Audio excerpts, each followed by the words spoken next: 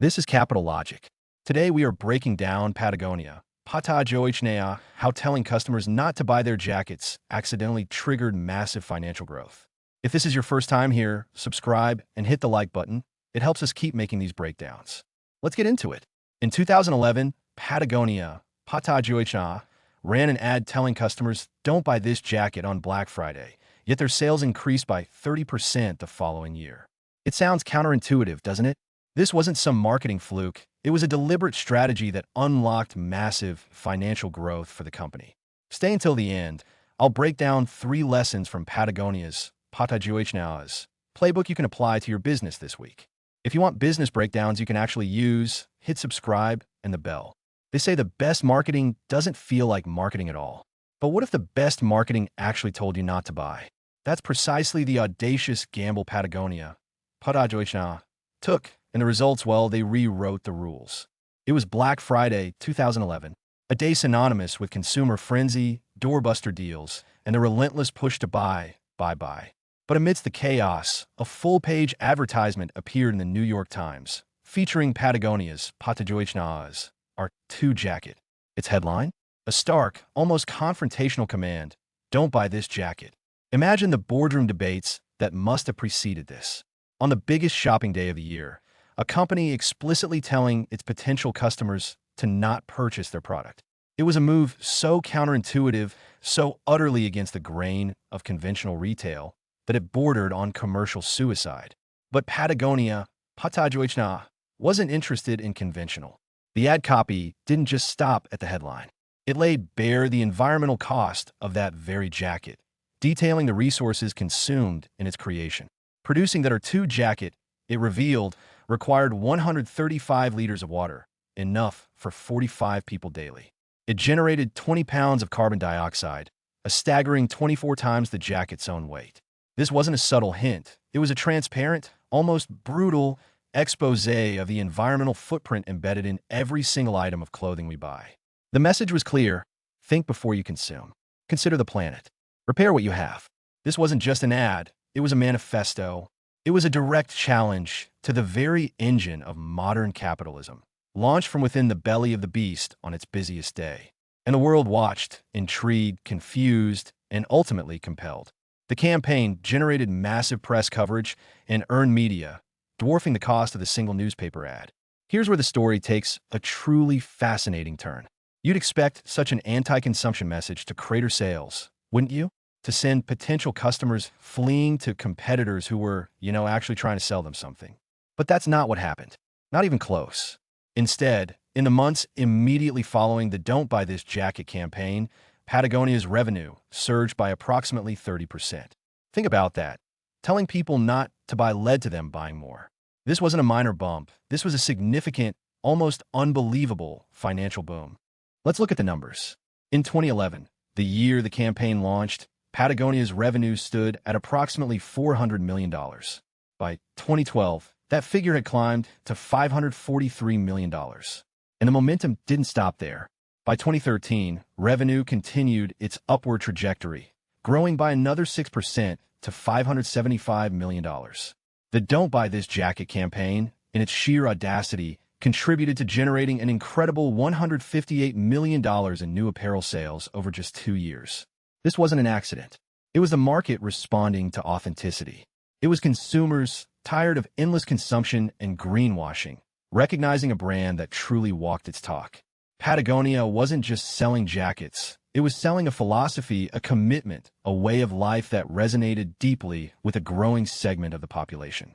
By 2017, just 6 years after telling customers not to buy, Patagonia had reached $1 billion in annual sales.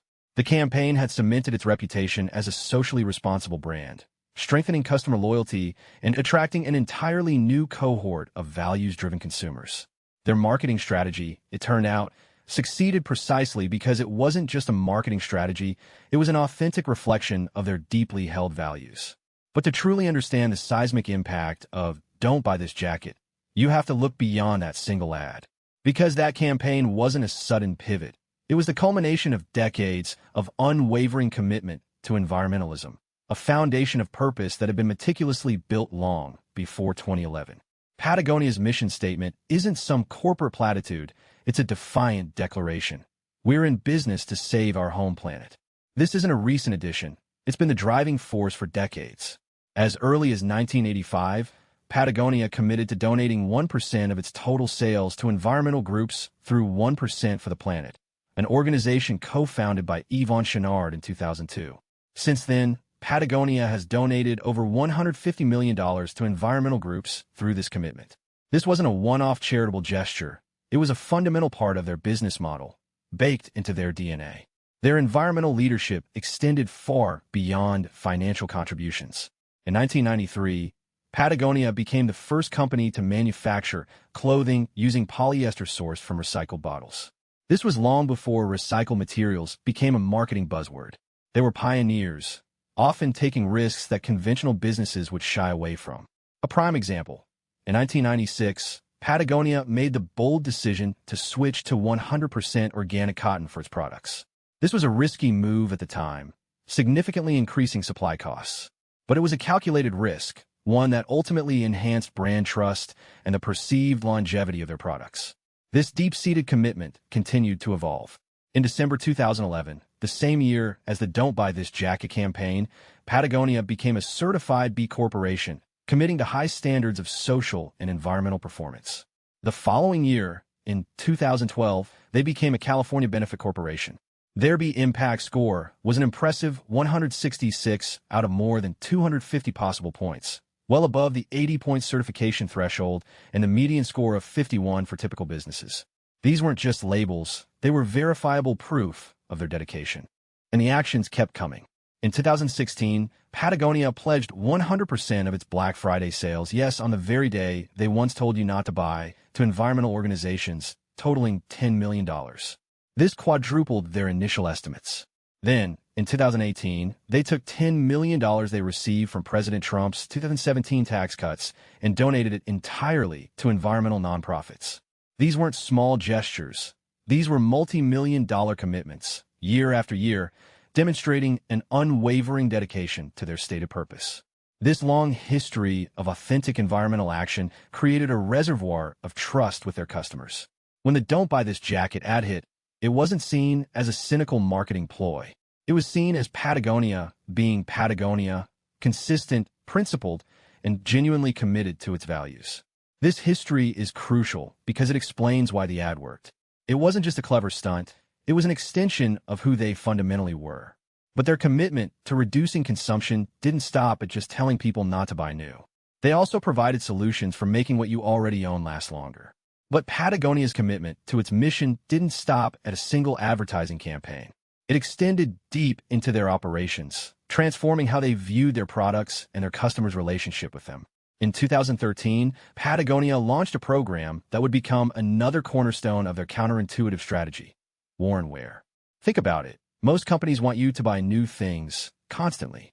Patagonia, however, actively encourages you to keep your old gear, to repair it, to reuse it, even to resell it. The Worn Wear program is a radical embrace of the circular economy, designed to extend the life of every product and minimize its environmental footprint. They're not just selling you a jacket, they're selling you a lifetime of use. This isn't just a philosophy, it's a massive logistical undertaking. Patagonia operates the largest garment repair facility in the United States, located in Reno, Nevada. They are a dedicated team of 45 people works tirelessly to mend zippers, patch tears, and restore gear to its former glory. Globally, their repair network is even more extensive, with 110 repair centers participating in this initiative. Their ambition is clear. They aim to repair 100,000 garments per year by 2028, and they're making significant progress. The Worn Wear program has already repaired over 500,000 pieces of clothing, and it's even generated sales of 120,000 repurposed items. This isn't just about charity, it's about building an ecosystem where products are valued for their durability and longevity. It's a stark contrast to the fast fashion model that dominates much of the apparel industry, where obsolescence is built into the design. Patagonia's material choices further underscore this commitment. They were pioneers, becoming the first company to manufacture clothing using polyester sourced from recycled bottles way back in 1993. By 1996, they took another bold step, switching to 100% organic cotton, a move that, at the time, was risky and increased supply costs, but ultimately deepened trust with their customers. Looking ahead, by fall 2025, Patagonia aims for 98% recycled polyester and 94% recycled nylon across its products. This isn't just greenwashing, it's a fundamental shift in how they source and produce their goods, reducing their reliance on virgin petroleum-based materials. By fall/summer 2024, an impressive 96% of their materials were made with water-repellent chemicals free from PFAS/PFCs, demonstrating a continuous push for cleaner production. But a company is more than its products and its campaigns. It's also its people. And here, Patagonia's approach is equally, if not more, radical. Their employee-centric culture is not just a perk. It's a strategic advantage, reinforcing their mission and attracting talent aligned with their values. Consider their employee turnover rate, a mere 4%. That's dramatically lower than the retail and consumer product sector average of 13%. Why? Because Patagonia understands that a committed workforce is an extension of its brand. They offer benefits that are almost unheard of in the corporate world, like on-site childcare at their headquarters in Ventura, California, and their Reno distribution center. This isn't just a convenience. It translates directly into a 25% lower turnover rate for employees who use these services. They even allow employees up to 18 hours of paid time for activism, including bail for those arrested during peaceful protests. This isn't just about being a good employer. It's about empowering employees to live the values the company espouses. This deep-seated commitment to social and environmental responsibility is formalized through their B Corporation certification. Patagonia became a certified B Corporation in December 2011, the same year as the Don't Buy This Jacket campaign and a California Benefit Corporation in 2012. This certification isn't just a badge. It's a legal commitment to meeting rigorous standards of social and environmental performance, accountability, and transparency.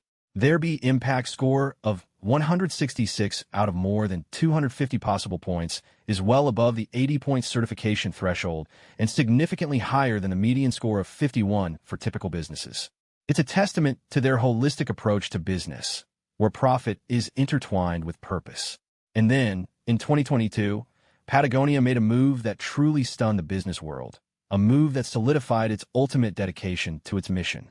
Founder Yvon Chouinard, the reluctant billionaire, transferred 100% of the company's ownership to two entities, the Patagonia Purpose Trust and the Holdfast Collective. This wasn't a sale, it was a radical act of giving the company away, making Earth its sole shareholder.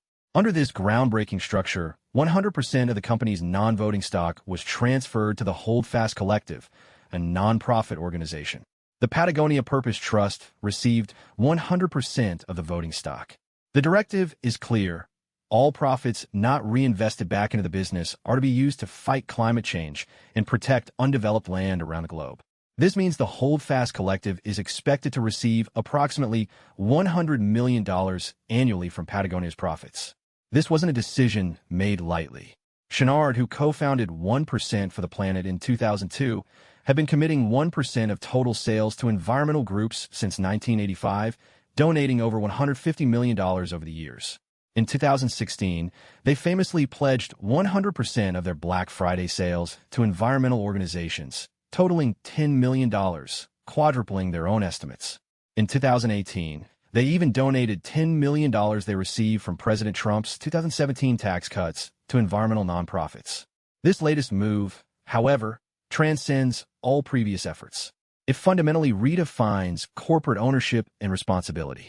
Patagonia's journey, from a small climbing gear company to a global enterprise with over $1 billion in annual sales by 2017, is a testament to a business model built on authenticity, environmental stewardship, and a profound understanding of human psychology. It's a story where telling customers not to buy your products leads to unprecedented growth, where giving away your profits secures your future, and where a deep commitment to values isn't a cost, but the ultimate competitive advantage. But what does this all mean for you, for your business, for the way we think about success? Now here are 3 lessons from Patagonia's Playbook you can apply to your own business. Lesson 1. Lead with authentic values. Clearly define and communicate your business's core values. Then integrate them authentically into your operations and marketing. Patagonia didn't just talk about sustainability, They build it into their entire supply chain, even telling customers not to buy their products if they didn't need them. That kind of commitment resonates far deeper than any marketing slogan ever could. Lesson 2. Embrace circularity for long-term growth. Explore ways to extend the lifespan of your products or services, such as repair programs, resale options, or using recycled materials. Patagonia's worn wear program,